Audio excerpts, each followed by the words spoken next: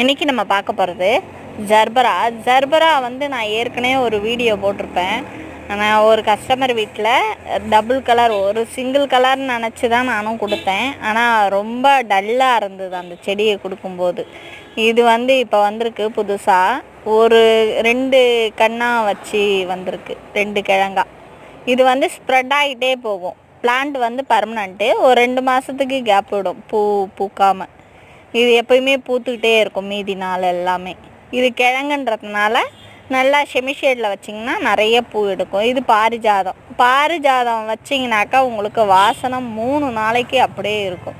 இது வந்து நந்தியாவட்டை button rose சைஸில் உங்களுக்கு அடுக்காக இருக்குது பாருங்கள்.